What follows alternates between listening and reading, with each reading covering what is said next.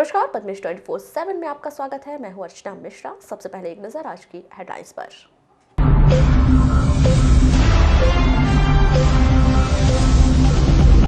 प्रभारी मंत्री ने बैहर में ली योजना समिति की बैठक, विभिन्न मुद्दों पर की चर्चा। प्रभारी मंत्री के आश्वासन पर आदिवासी विकास परिषद ने खत्म किया आंदोलन। धान केंद्र प्रभारियों ने धान खरीदी का किया बहिष्कार, अनिश्चितकालीन हड़ताल पर चले जाने के कारण जिले के तमाम धान खरीदी केंद्र रहे बंद, अन्नदाता होते रहे परेशान। वारासिवनी पुलिस ने मारपीट के मामले में 7 आरोपियों को किया गिरफ्तार, भेजा जेल। साडरा सोसाइटी के कर्मचारियों ने शाखा प्रबंधक पर लगाया रुपया मांगने का आरोप, प्रशासक से की शिकायत। वारासिवनी नगर पालिका के दैनिक वेतन भोगियों को 5 माह से नहीं मिला मानदेय, सीएमओ से लगाई गुहार। और बालाघाट T20 कप का रोमांच बरकरार, अमरावती और डीआरपी के बीच खेला जाएगा फाइनल मुकाबला। और अब खबरें विस्तार से। सोमवार को बैहर में बैगा ओलंपिक समापन कार्यक्रम में शामिल होने से पूर्व जिले के प्रभारी मंत्री कमलेश्वर पटेल ने बैहर सामुदायिक भवन में योजना समिति की बैठक ली। बैठक के दौरान निश्चित ही उन्होंने बंद कमरे के भीतर अधिकारियों को विभिन्न कार्यों में प्रगति लाने के लिए निर्देशित किया।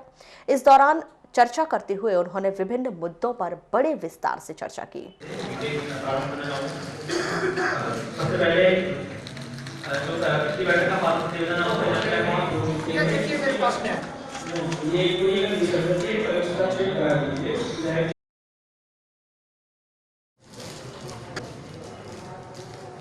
देखिए, ये जिला योजना समिति की बैठक सतत होती रहती है और इसमें जो भी सरकार की योजनाएं संचालित है उसका सही ढंग से क्रियान्वयन हो रहा है कि नहीं हो रहा है, इसमें जिले के जो भी जिला योजना समिति के सदस्य सारे लोग बैठते हैं और इसमें बहुत सारे महत्वपूर्ण विषयों पर चर्चा हुई है। ग्राउंड रियलिटी में क्या स्थिति है, बहुत सारे विषयों पर चर्चा हुई है, चाहे वो किसानों से संबंधित हो, चाहे ऊर्जा से संबंधित हो, चाहे पेयजल से संबंधित हो, चाहे स्वास्थ्य से संबंधित हो, चाहे शिक्षा से संबंधित हो, बहुत सारे विषयों पर चर्चा हुई है। और जो भी थोड़ी बहुत विसंगति थी उसके लिए जिले में धान खरीदी के काम में चल रही सुस्ती, परिवहन जल्द करवाने के लिए अधिकारियों को निर्देशित किया गया। देखिए, धान खरीदी तो हो रही है, थोड़ा बहुत ट्रांसपोर्टेशन में जो दिक्कत है उसके लिए निर्देशित कर दिया गया है। बारिश की वजह से जरूर 4-5 दिन व्यवधान हुआ है, तो सब व्यवस्थित हो जाएगा। राज्य शासन द्वारा जनपद और जिला पंचायत सदस्यों के क्षेत्र विकास की निधि की राशि रोके जाने और उसे केवल बाढ़ प्रभावित क्षेत्रों में खर्च किए जाने के विषय में उन्होंने केंद्र सरकार पर आरोप लगाया कि केंद्र द्वारा मदद नहीं की गई। इस कारण सरकार को जनपद और जिला पंचायत सदस्यों की निधि को बाढ़ प्रभावित क्षेत्र में खर्च करने जैसे निर्देश देने पड़े। विकल्प की राशि बंद नहीं की गई है, विकल्प की राशि कुछ विसंगतियों की वजह से जिले में आ भी चुकी है, राशि जारी भी कर दी गई थी। रोकने के पीछे कारण ये था कि प्राकृतिक आपदा प्रदेश में आई, केंद्र सरकार की तरफ से जितनी मदद मिलनी चाहिए वो मदद मिली नहीं। और जब इस तरह की प्राकृतिक आपदा में बहुत सारे घर बह गए, सड़कें उखड़ गई, खेत पूरा खराब हो गया, किसान तबाह हो गए, तो सरकार की प्राथमिकता ऐसे महत्वपूर्ण विषयों पे भी रहता है और इस वजह से वो राशि जिलों में तो लोगों ने जारी कर दिया था, पर उसमें कुछ गाइडलाइन तय की थी और जिसके लिए जनप्रतिनिधि लोग तैयार नहीं थे, इसलिए वो राशि जारी नहीं हो पाई है। पर हमारे लिए प्राथमिकता जो विषम परिस्थिति वर्तमान में है प्रदेश के हित में, इसलिए ये राशि रुकी हुई है, कोई बंद नहीं की, हमने तो बढ़ाने का काम किया। प्रभारी मंत्री कमलेश्वर पटेल के विभाग जनपद पंचायत के चुनाव के विषय में जब उनसे जानकारी ली गई तो वे बड़ी ही सहजता से बोल गए कि शासन ने चुनाव की पूरी तैयारी कर ली है, अब निर्वाचन आयोग की बारी है। पंचायत चुनाव की क्या स्थिति है? पंचायत चुनाव भी होंगे, कब तक? नियत समय पे हो जाएगा। ये निर्वाचन आयोग कराता है, निर्वाचन आयोग को काम है, सरकार की पूरी तैयारी। आपको बता दें कि जिले के भीतर वर्तमान समय में सबसे अधिक संजीदा मुद्दा धान खरीदी को ही बताया जा रहा है, जिस पर तारीख बढ़ाने को लेकर भी बैठक के दौरान मंथन किया गया और उम्मीद यही लगाई जा रही है कि 20 जनवरी से उसकी तारीख बढ़ाकर 25 जनवरी या फिर और अधिक बढ़ा दी जाए, जिससे किसानों को अपनी फसल बेचने का पूरा मौका मिल सके। आदिवासी विकास परिषद द्वारा बैहर में बीते 4 जनवरी से बैगा ओलंपिक का विरोध किया जा रहा था, जिसे प्रभारी मंत्री कमलेश्वर पटेल के आश्वासन के बाद 6 जनवरी को समाप्त कर दिया गया। आपको बता दें कि आदिवासी विकास परिषद द्वारा बैहर में बैगा ओलंपिक से पूर्व ही विरोध प्रदर्शन किए जाने की सूचना प्रशासन को दे दी गई थी, जिसके तहत उनके द्वारा अपनी 11 सूत्रीय मांग जल, जंगल, जमीन बचाओ सहित अन्य मांगों को लेकर आंदोलन किया जा रहा था। बैगा ओलंपिक कार्यक्रम समापन के दौरान बैहर पहुंचे प्रभारी मंत्री श्री पटेल के आश्वासन के बाद ये आंदोलन समाप्त किया गया। नहीं है, लेकिन ये जो है बैगा प्राधिकरण आर्टिकल 275(1) के माध्यम से जो कैबिनेट से जो आता है, सेंट्रल से गवर्नमेंट से जो आता है, उस पैसा का बंटेदार है, उस पैसा का जो अंदर बांट किया जा रहा है, उस पैसा को जेब में भरा जा रहा है, पेट में भरा जा रहा है। ये आर पार को है तैयार, लेके रहेंगे अपना अधिकार। आर पार को है तैयार, लेके रहेंगे। 2006 से लगातार बैगा ओलंपिक होता है, बैगा होता है।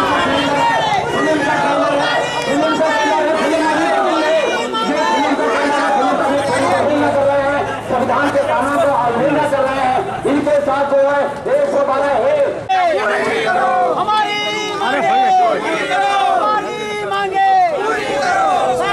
और आप लोगों की मांगों को लेकर चिंतित है। जो जिला स्तर पे होगा उसको जिला स्तर पे सॉल्व करेंगे कलेक्शन पर, और जो स्टेट लेवल का होगा, जो भी हो सकता होगा, तो बैगाओं को लेकर कांग्रेस सरकार हमेशा चिंतित रही है। अगर विशेष पैकेज देने का काम किया था बैगाओं को, ये कांग्रेस सरकार ने शुरुआत, केंद्र सरकार में इंदिरा जी, राजीव गांधी। सर आप ऐसा बोल रहे हैं सर, मुझे एक परिवार का ग्रेजुएट बैगा बता दीजिए। एक ग्रेजुएट बैगा जो बैगा प्राधिकरण में करोड़ रुपए आता है डेवलपमेंट के लिए, उनका फंडामेंटल राइट्स के लिए, वो पैसा कहाँ जाता है? देखिए ऐसा है, ऐसा नहीं। आप अगर पूछ रहे हैं तो जवाब भी सुनेंगे तब तो बात होगी ना। ठीक है ना, हमारे क्षेत्र में भी भैया जी, ठीक है ना जी। हमारे पिताजी भी 7 बार विधायक थे, उस समय की बैगा लोगों को जानते थे, किस तरह से रहते थे, किस तरह से रहन सहन खान पान था, और आज उनकी क्या स्थिति है। तो एकदम से किस तरह का आरोप लगाया। तरफ से देश भर की योजना है, बहुत सारे आपके समाज के लोग ग्रेजुएट भी हैं, अधिकारी कर्मचारी भी हैं। ये कहना ठीक नहीं है कि आज तक कोई ग्रेजुएट ही नहीं है। ये आप नहीं सिरे से खाली नहीं कर सकते, सिरे से खाली नहीं कर रहे। आना जाना पड़ता है। ये भैया को मैंने कल भी परसों भी बता दिया था। आप जब सांसद बनकर सांसद बना देते तो बढ़िया रहता ना। नवंबर तक नहीं खुला सर, नवंबर तक नहीं खुला था। उसके बाद मैं एक बार चेक कर लेती हूँ कौन से गाँव का है, कौन सी पंचायत मोहब्बत, मैं दिखा देती हूँ। हमारे बैगा जाति के लोग धरना प्रदर्शन के लिए नहीं, सरकार हमारी जब केंद्र में थी तो उनके लिए तो विशेष पैकेज शुरू किया हुआ है। उनके लिए तो हमारी सरकार, हमारी पार्टी ने बहुत सारी योजनाएं बनाई हुई है। तो हम तो कभी नहीं चाहेंगे, हमारी सरकार तो कभी नहीं चाहेगी कि बैगा समाज के लोग धरना प्रदर्शन करें। तो हमारे लिए तो बहुत विशेष है। नक्सलियों के द्वारा नागरिकता संशोधन कानून 2019 का विरोध करते हुए कान्हा राष्ट्रीय पार्क से लगे जंगलों में पर्चे बांटे गए। इसके बाद पुलिस के द्वारा लगातार सर्चिंग और सामुदायिक पुलिसिंग के तहत लोगों को समझाइश दी जा रही है। आपको बता दें कि बीते दिनों ही कान्हा नेशनल पार्क के बफर जोन के मुक्की, समनापुर, बागाटोला से लगे गांव से बरामद किए जाने के बाद जिला पुलिस बल के द्वारा लगातार सर्चिंग, सामुदायिक पुलिसिंग के तहत लोगों को समझाइश दी जा रही कि वे नक्सलियों की बातों में ना आए। पुलिस अधीक्षक अभिषेक तिवारी बताते हैं कि नक्सलियों के इस तरह के पर्चों का स्थानीय जनों में किसी तरह का कोई प्रभाव नहीं है। बगिया थाना क्षेत्र, गढ़ी थाना क्षेत्र में इस तरह के पर्चे लेके जाने की खबर आई थी। जो पर्चे मिलने के बाद जो ग्रामीणों द्वारा हम लोगों तक पहुँचाए गए हैं, तो उस पर्चे का अध्ययन भी किया गया है और उसके हिसाब से सभी जो हमारे चौकी हैं, थाना क्षेत्र है, उनको सतर्क किया गया है। इसमें सभी गाँव वालों से भी जहाँ जहाँ हमारी सर्चिंग पार्टी जाती है, या कम्युनिटी पुलिसिंग की एक्सरसाइजेज चल रही हैं, जो सामुदायिक पुलिसिंग के हमारे एक्टिविटीज़ हैं, उसमें गाँव वालों को भी ये बताया जाता है कि नक्सल गतिविधियों या नक्सल विचारधारा के प्रभाव में आने की आवश्यकता नहीं है। उनको शासन की विभिन्न सुविधाओं के बारे में, विभिन्न योजनाएं हैं उनके बारे में भी अवगत कराया जाता है, जिससे कि वो शासन की सुविधाओं का लाभ लें। स्वास्थ्य, चिकित्सा और पढ़ाई, स्कूल, इन सभी जो हमारे यूनिट्स हैं, स्कूल्स हैं, हॉस्पिटल्स हैं, उनमें अपना साथ सुविधाओं का उपयोग करते हुए मुख्य धारा में जुड़ें। इसके पिछले कई दिनों से पूरे 1 साल में ही सामुदायिक पुलिसिंग के कई विभिन्न जो पुलिस के द्वारा चलाए गए हैं उनका उपयोग करते हुए ये भी हम लोगों ने देखा है कि ये पर्चे विभिन्न अंतराल में फेंके जाते रहे, परंतु इनका प्रभाव जो है बालाघाट के जनमानस पे या जो खासकर जनजाति है, जो ट्राइबल एरियाज़ हैं, वहाँ पर उन पर इतना प्रभावी ढंग से नहीं हो रहा है। लगातार उसका कारण आपको बता दें कि बीते दिनों भारतीय कम्युनिस्ट पार्टी माओवादी एमएमसी स्पेशल जोनल कमेटी के द्वारा ग्रामीणों को पर्चे दिए गए हैं। उनमें नागरिकता संशोधन कानून 2019 और एनआरसी वापस लेने का उल्लेख किया गया है। साडरा सोसाइटी के शाखा प्रबंधक मोरेश्वर फुंडे से परेशान सोसाइटी के कर्मचारियों ने आज प्रशासक उदय सिंह नकपुरे से मुलाकात करते हुए उन्हें तत्काल हटाए जाने की मांग की।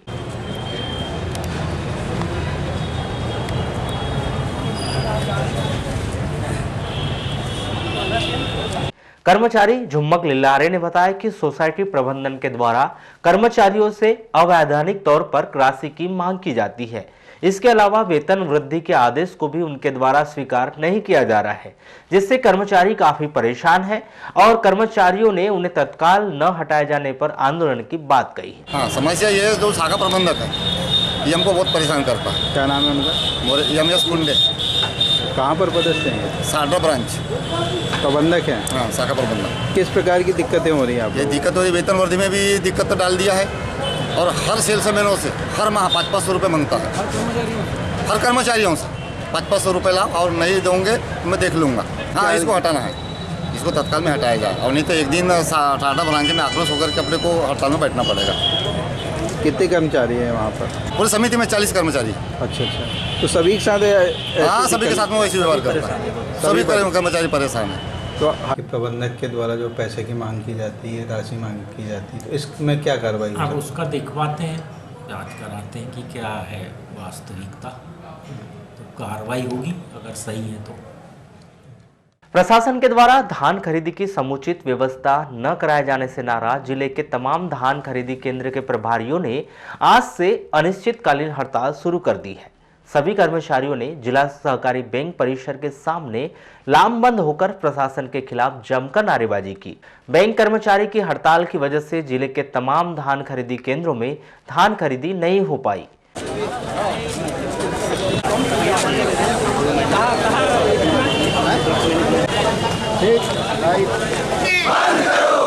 तेरी तानाशाही नहीं चलेगी, नहीं चलेगी। तेरी तानाशाही नहीं चलेगी, नहीं चलेगी, नहीं चलेगी। यार तेरी तानाशाही नहीं चलेगी, नहीं चलेगी। हम सब एक है, हम सब एक है, हम सब एक है। अभी तो अंगड़ाई है, अभी तो अंगड़ाई एक है।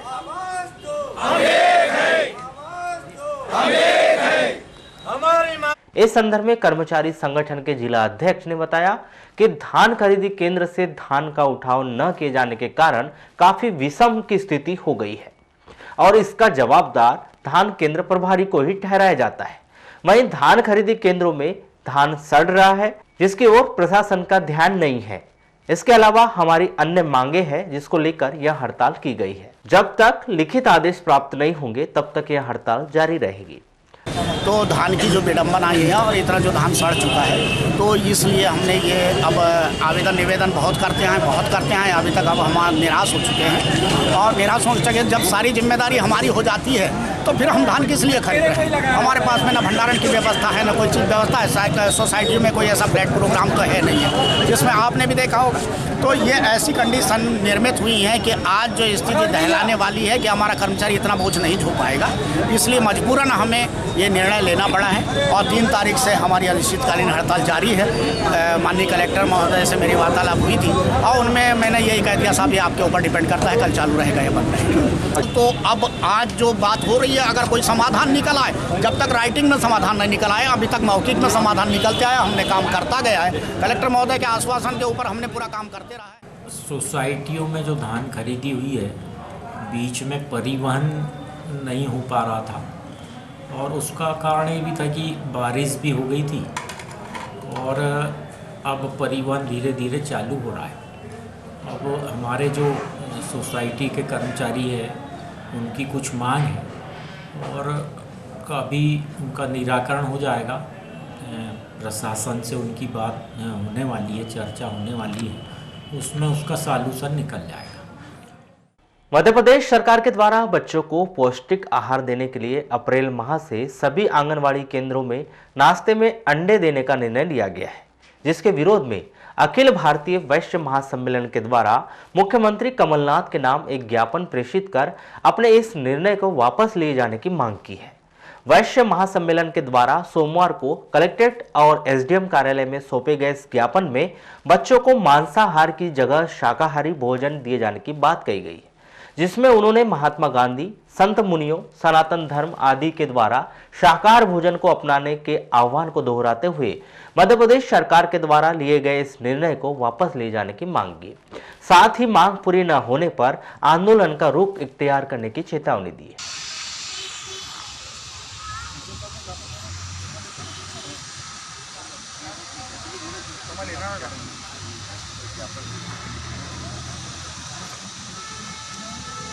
माननीय मुख्यमंत्री जी को ज्ञापन दे रहे हैं। पूरे प्रदेश में आज मध्य प्रदेश वैश्य महासम्मेलन द्वारा, पूरी जिला इकाई द्वारा पूरे प्रदेश में यह ज्ञापन दिया जा रहा है आज कि जो आंगनवाड़ी केंद्रों में भोजन में अंडा देने की जो बात मध्य प्रदेश शासन द्वारा की गई है, हम उसका विरोध करते हैं। क्योंकि महात्मा गांधी ने भी शाकाहार की बात की और संत मुनि भी इस देश के अंदर जो रहते हैं शाकाहार की बात करते हैं। सरकारों को शाकाहार की बात करना चाहिए और मांसाहार या ऐसी कोई चीज़ें जो हर कोई व्यक्ति नहीं खाता है या अपने भोजन में नहीं लेता है, वो ऐसी जगह जहाँ सभी समाज के सभी वर्ग के बच्चे वहाँ जाते हैं, वहाँ पर यह चीज़ नहीं करनी चाहिए। और सभी बच्चों को अंडा दिया जाएगा तो जो शाकाहारी बच्चे हैं उनके धर्म के प्रति भी एक आहिस्ता लगेगी कि उनके घर पर इस प्रकार का जो नॉनवेज अंडा जो हम लोग नहीं खाते हैं, सनातन धर्मी या बहुत सारे लोग, उनको अंडा का देना एक नाजायज़ कर्म है मध्य प्रदेश सरकार का। हमारी आवाज़ माननीय मुख्यमंत्री को प्रेषित की जा रही है कि इस तरीके के गलत निर्णय लेकर समाज में आक्रोश पैदा करने की कोशिश न करें, अन्यथा हम लोगों को कुछ और आंदोलन करना पड़ेगा। प्रधानमंत्री शहरी आवास योजना के तहत बूढ़ी फिल्टर प्लांट परिसर में हितग्राहियों के लिए एक कॉलोनी के रूप में मकान बनाए जा रहे हैं, जो रेरा की परमिशन न मिलने के चलते अटक गए हैं। प्रधानमंत्री शहरी आवास योजना के अंतर्गत बूढ़ी फिल्टर प्लांट के पीछे बनाए जा रहे मकानों में ईडब्ल्यूएस के अलावा एलआईजी और एमआईजी मकानों का भी समावेश है, जिसमें इस योजना के अंतर्गत प्रथम चरण में 84 एलआईजी और 96 एमआईजी मकान बनाए जा रहे हैं। लेकिन बनाए जा रहे इन मकानों का आवंटन कब किया जाएगा, कब तक ये मकान बनाकर पूरे कर लिए जाएंगे और इसका लाभ लोगों को कब तक मिलेगा, इसका कोई भी जवाब नगरपालिका के पास अब तक नहीं है। एलआईजी और एमआईजी के विक्रय को लेकर अब तक नगरपालिका को रेरा की अनुमति प्रदान नहीं हुई है, जिसके चलते एलआईजी और एमआईजी का काम भी अटक गया है, जबकि नगरपालिका द्वारा अनुमति के लिए एमआईजी एलआईजी फ्लैट की संपूर्ण जानकारियां, संबंधित दस्तावेज व लगने वाली राशि आदि भोपाल पहुंचा दी गई है। बावजूद इसके भी लगभग 1 वर्ष पूर्ण होने पर भी नगरपालिका को रेरा ने अब तक LIG, MIG के विक्रय की अनुमति नहीं दी है। प्राप्त जानकारी के अनुसार LIG के लिए 11 लाख रुपए कीमत रखी गई थी, वहीं MIG फ्लैट के लिए 13 लाख रुपए का आकलन किया गया था, जिसकी अनुमति भी रेरा से नहीं मिल पाई है, जिसके चलते MIG और LIG मकान के आवंटन भी अटक चुके हैं। रेरा में हमारे पूरे दस्तावेज हमने जमा कर दिया है। वहाँ से एक क्वेरी आई थी कि 35,000 रुपये का डिमांड ड्राफ्ट और भेजना, तो वो भी भेज चुके हैं हमने। और पता किया था, मैं स्वयं भी गया था भोपाल, तो विगत एक सप्ताह के अंदर हमें रेरा की अनुमति मिल जाएगी, तो फिर बाकी हम LIG और MIG इनकी बिक्री करेंगे। इसी तरह कर्मचारियों की हड़ताल का असर वारासिवनी क्षेत्र में भी नजर आया, जहां पर क्षेत्र के सभी सोसाइटी एवं धान खरीदी केंद्र बंद रहे, जिसके कारण किसानों को काफी दिक्कतों का सामना करना पड़ा। वहीं किसान अपनी उपज लेकर भटकते हुए नजर आए। अभी हम लोग आए थे, धान लेके आए थे हम लोग, और यहाँ तो हड़ताल चल रही है। एक तो किसान बहुत परेशान हो रहा है, और सरकार जो आने बोली कि कर्ज मुक्त हो गया है, और अभी तो यहाँ सोसाइटी के नोटिस आ रहे हैं वसूली करने के लिए, और अभी हम लोग मार्च अकाउंट तक हमको पटाने का है, और अभी यानी तुरंत आने काट रही है। अभी हमारे बच्चे की शादी है और कर्ज काटने के लिए बोल रहे हैं। एक तो पिछले बार हमको अन्य डिफाल्टर कर दी सरकार ने, और हमने बनाए चलो भी कि अन्य सरकार बन रही है कांग्रेस की, तो हमने वोट कर दी, और आज सरकार बनने के बाद हमारा कर्ज माफ नहीं हुआ। अभी धान की खरीदी जो है अभी बंद कर दी गई है, और हमारी धान अभी तक आई नहीं है। अभी एक बार हमने पता किए, तब पता चला कि बोले पूरी धान जब भी लाओगे तो एक साथ लाना, अलग अलग करके नहीं लाओगे, इसीलिए हमारा माल रुका रहा। अब माल इकट्ठा हो गया है, घानी वहनी हो गई है। अब जिस दिन से घानी हुई है तब से लगातार बारिश के कारण एक सप्ताह निकल गया। यहाँ आए, इसीलिए मैं पूछने आया था कि मैं धान कब लाऊंगा, तो यहाँ पर तो व्यवस्था देख के ऐसा लग रहा है कोई गारंटी नहीं है कब धान बिक्री होगी, कब आएगी, कब जाएगी। वहीं इस पूरे मामले के संदर्भ में की गई चर्चा के दौरान धान खरीदी प्रभारी दिनेश परिहार ने बताया कि DMO अर्पित तिवारी का एक लेटर जारी किया गया है, जिसमें धान की पूरी जिम्मेदारी समिति पर डाल दी गई है, जिसके विरोध में पूरे जिले में अनिश्चितकालीन हड़ताल शुरू कर दी गई है। उन्होंने कहा कि 1-2 दिन में समिति के पदाधिकारियों की जिला कलेक्टर के साथ बैठक है, जिसमें उनकी विभिन्न मांगों के समाधान होने की उम्मीद है। इसके बाद ही धान खरीदी पर विचार किया जाएगा। अभी जो खरीदी जो अवरुद्ध हुई, इसमें जो हमारे DMO साहब अर्पित तिवारी जी ने विगत 4 दिन या 6 दिन पहले एक जो लेटर निकाले कि जिसमें उनने पूरे धान की रिस्पांसिबिलिटी पूरी जो समिति खरीदी प्रभारी और समिति के ऊपर डाल दी है, उसी लेटर के विरोध में हमने कलेक्टर महोदय को आज से 4 दिन 6 दिन पहले ज्ञापन दिया था कि सर अगर इसका निराकरण नहीं होता तो हम लोग हड़ताल पर चले जाएंगे। हमारी जो बहुत छोटी छोटी मांग है, इसका अगर निराकरण हो जाए तो हम कल से अपनी धान खरीदी प्रारंभ कर देंगे। बस हमारा निवेदन है कि जो हमारी जो मांग है इसमें, क्योंकि अगर इसका निराकरण नहीं होगा तो पूरी समितियाँ बिक जाएंगी। समितियाँ ऐसी भी बिल्कुल बर्बादी के कगार पर जा चुकी है। महिलाओं पर बढ़ रहे अपराध, घरेलू हिंसा और पीड़ित महिलाओं की त्वरित मदद के लिए शासन द्वारा प्रत्येक थाने में महिला ऊर्जा डेस्क बनाया गया है, जिसकी संपूर्ण जानकारी देने के लिए सोमवार को वारासिवनी थाना में शक्ति समिति की बैठक का आयोजन किया गया। यह बैठक थाना प्रभारी अनुराग प्रकाश, महिला ऊर्जा डेस्क प्रभारी उप निरीक्षक नरेश सहरावत, महिला प्रधान आरक्षक सुशीला टेकाम की उपस्थिति में प्रारंभ हुई, जिसके तहत शक्ति समिति के सदस्यों को पीड़ित महिलाओं की हर संभव मदद करने, घरेलू हिंसा व दहेज प्रताड़ना या अन्य किसी भी वजह से पीड़ित महिला को तत्काल पुलिस थाने लाने और शासन द्वारा निःशुल्क उपलब्ध करवाए जाने वाली विधिक सेवा जैसी सुविधाओं का लाभ दिलवाने की विस्तार पूर्वक जानकारी दी गई। वारासिवनी थाने में आयोजित की गई इस बैठक के संदर्भ में की गई चर्चा के दौरान वारासिवनी थाना प्रभारी अनुराग प्रकाश ने अपने विचार कुछ इस प्रकार रखे। वर्तमान में जो है ऊर्जा महिला डेस्क जो है संचालित किया जा रहा है। आज आउटरीच की कार्रवाई भी की गई एवं साथ में जो है थाने में शक्ति समिति की बैठक का आयोजन किया गया था, जिसमें कुछ नए सुझाव भी प्राप्त हुए। बालिकाओं के साथ में जो है किशोर बालक हैं, उनको भी मीटिंग में बुलाए जाने और उनको भी समझाइश देने संबंधी सुझाव मिले हैं, जिन पर अमल करके और कार्रवाई की जाएगी। वर्तमान में उन्हें अधिक से अधिक जो भी महिलाएं हैं जिन्हें थाने या किसी अन्य प्रशासनिक विभाग से सहायता की आवश्यकता है, शक्ति समिति को बताया गया है कि किसी भी प्रकार के सहयोग यदि उन्हें महिलाओं को आवश्यक है उन्हें प्रदान किया जाए। नगरपालिका परिषद वारासिवनी में कार्यरत दैनिक वेतनभोगी कर्मचारियों को नगरपालिका द्वारा पिछले 5 माह से मानदेय का भुगतान नहीं किया गया है, जिसके चलते उन्हें काफी दिक्कतों का सामना करना पड़ रहा है। आश्वासनों के बाद भी मानदेय का भुगतान न होने से नाराज समस्त कर्मचारियों ने सोमवार को नगरपालिका सीएमओ से मुलाकात की, जिसमें समस्त कर्मचारियों ने उन्हें जल्द से जल्द मानदेय जाने के पूर्व में दिए गए आश्वासन को पूरा किए जाने की मांग की। इसके अलावा कर्मचारियों ने वेतन न मिलने के कारण उन्हें होने वाली विभिन्न दिक्कतों से सीएमओ को अवगत कराया।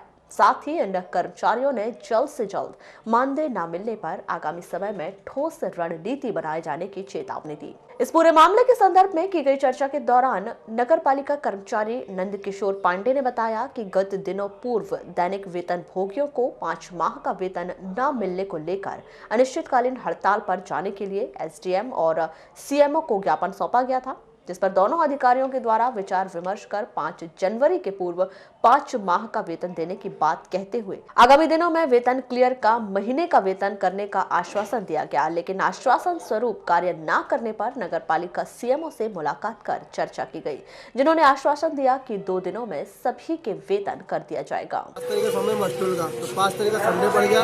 आज ऑफिस का समय था, हम उस बारे में चर्चा करने गए थे मस्टूल के बारे में, तनख्वाह के बारे में।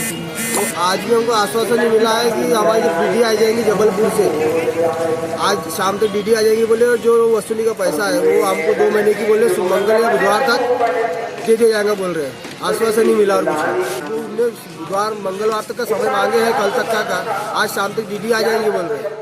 वारासिवनी पुलिस ने मारपीट के मामले में 7 आरोपियों को गिरफ्तार कर न्यायालय में पेश किया, जहां से उन्हें जेल भेज दिया गया। जानकारी के मुताबिक ग्राम पंचायत जागपुर निवासी कुलदीप शरणागत ने ग्राम के 7 युवकों पर घर में घुसकर मारपीट करने का आरोप लगाते हुए 4 जनवरी को थाने में रिपोर्ट दर्ज करवाई थी।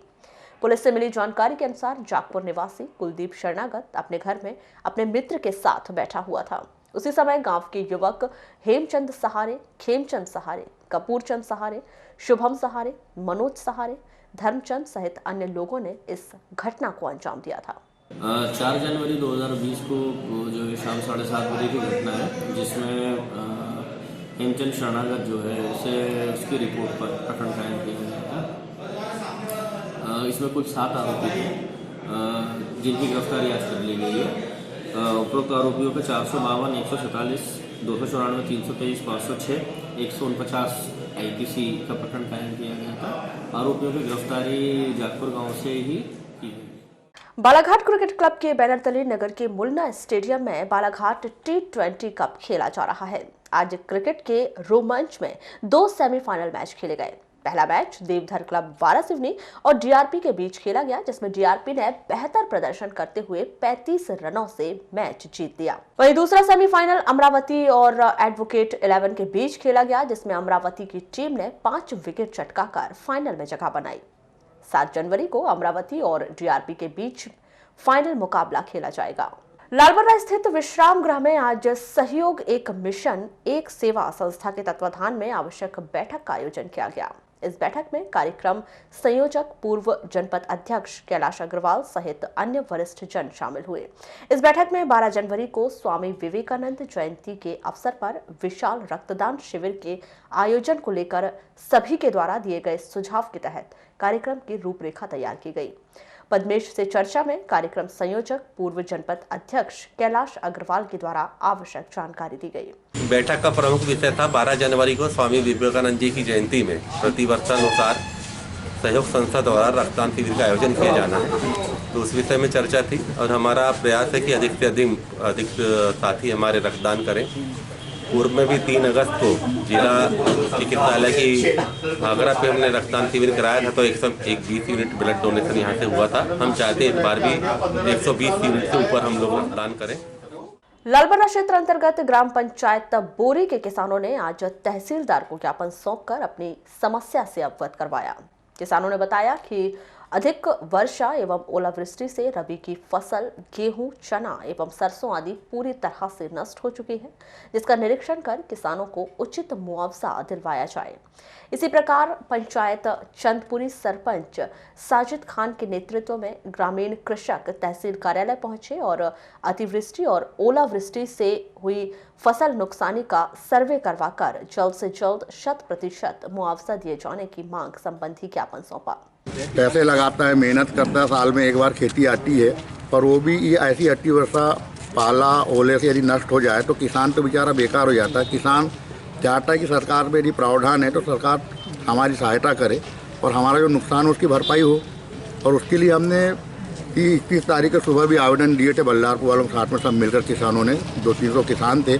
पर हमने आज पेपर में पढ़े कि बोरी मोहंगांव बरघाट को छोड़ दिया गया है, तो हमने पुनः पूरे किसानों के साथ में, हमारे 100-150 किसान सब आए हुए हैं, तो सबके साथ हम ये आवेदन देकर ज्ञापन देकर निवेदन कर रहे हैं कि हमारे भी यहाँ सर्वे किया जाए, कि स्थानीय पटवारी को दिया जाए, इनका निरीक्षण डल जाए। हमारे सभी किसान भाइयों के साथ आज तहसील कार्यालय में ज्ञापन सौंपने के लिए आए। ज्ञापन अभी जो ज़्यादा वर्षा हुई और ओलावृष्टि हुई जिसकी वजह से पटवारी हल्का नंबर 68/15 जो ग्राम पंचायत चंदपुरी है उसका लगभग 75% गेहूं बर्बाद हो चुका है, नष्ट हो चुका है, जिसका ज्ञापन तहसील में हरिनखेड़े बाबूजी को दिया गया है। और उनसे हम मांग करते हैं कि जल्द से जल्द पटवारी हल्का नंबर 68 की जांच हो पटवारी के माध्यम से और किसानों को उचित मुआवजा सरकार के द्वारा। मवेशियों को कत्ल खाने ले जा रहे मामले में कोतवाली पुलिस की गिरफ्त में आए फरार दोनों आरोपियों को पुलिस ने गिरफ्तार कर न्यायालय में पेश किया, जिन्हें न्यायालय ने न्यायिक रिमांड पर जिला जेल भेज दिया है। पुलिस की गिरफ्त में आए दोनों आरोपी उत्तर प्रदेश के बताए जा रहे हैं, जिसमें मोहम्मद आसिफ और मोहम्मद साहिल का समावेश है। प्राप्त जानकारी के अनुसार 1 और 2 जनवरी की मध्य रात्रि कोतवाली पुलिस ने संविधान चौक पर घेराबंदी कर कंटेनर में भरे 33 मवेशियों को कत्ल खाने नागपुर ले जाने से बचाया था। वहीं पुलिस ने कंटेनर को जब्त कर मौके से एक आरोपी मोहम्मद नसीम को गिरफ्तार किया था। इस मामले में 2 अन्य आरोपी मौके से फरार हो गए थे, जिन्हें कोतवाली पुलिस ने गिरफ्तार कर न्यायालय में पेश किया, जहां से उन्हें न्यायिक रिमांड पर जेल भेज दिया गया है। रूपझर थाना अंतर्गत आने वाले ग्राम सर्रा में एक महिला को उसके पड़ोसी ने सिर में पत्थर पटक कर घायल कर दिया, जिसे उपचार के लिए जिला अस्पताल में भर्ती किया गया है। बाड़ी में सरसों की फसल काटने को लेकर उपजे विवाद में श्रीमती जमुना बाई पति ओमन परते गंभीर रूप से घायल बताई जा रही हैं, जिनका उपचार जिला अस्पताल में चल रहा है। प्राप्त जानकारी के अनुसार ग्राम सर्रा निवासी जमुना बाई खेती किसानी करती है, जिसके पड़ोस में सूरज सिंह उइके अपने परिवार के साथ रहता है। जमुना बाई और सूरज सिंह के बीच बाड़ी को लेकर विवाद चल रहा था। बताया जा रहा है कि सोमवार को जमुना बाई अपने परिवार के साथ अपनी बाड़ी में सरसों काट रही थी, तभी पड़ोसी सूरज सिंह आया और जमुना बाई की बाड़ी से सरसों की फसल काटने लगा, जिसको लेकर दोनों में विवाद हो गया। विवाद इतना बढ़ गया कि पड़ोसी सूरज जमुना बाई के सर पर पत्थर पटक कर उसे घायल कर दिया, जिन्हें 108 एम्बुलेंस की मदद से जिला अस्पताल में भर्ती किया गया है। बुलेटिन के अंत में एक बार फिर नजर डालते हैं आज की हेडलाइंस पर।